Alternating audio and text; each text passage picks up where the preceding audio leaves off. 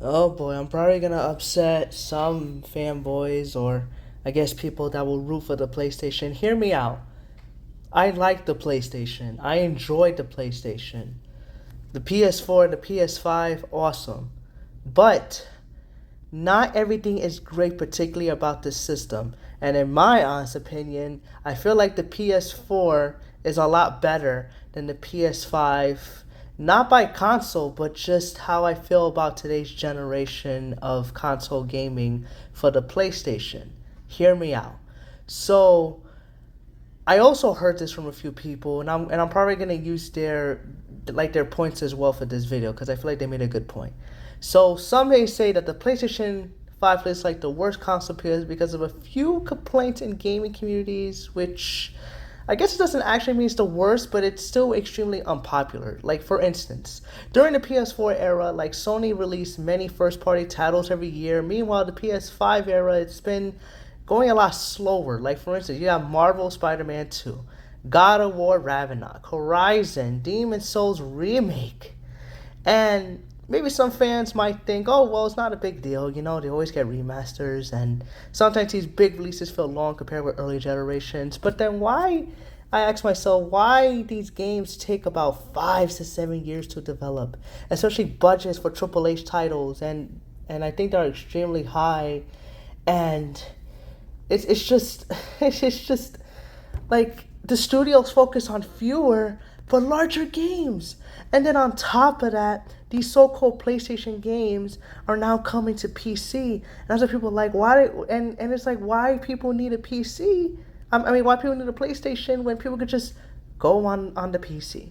So I feel like another complaint is that PlayStation exclusive don't stay exclusive forever. Because the whole point of buying a system is to basically buy these games on the system. But now you have some of these games like God of War, Last of Us, Horizon onto PC.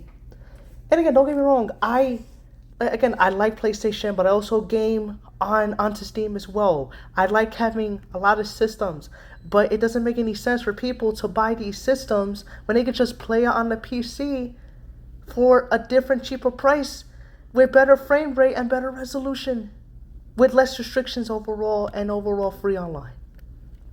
But anyways, I digress. I feel like it's. I think compared to other competitors, some people think the console ecosystem feels quieter, if that makes sense. Like for instance, you got Microsoft pushing Xbox Game Pass, and it's heavily backward compatibility, which is pretty cool. You know, I mean, there were several Xbox 360 games that I still enjoyed playing back then, and it's still fun to me.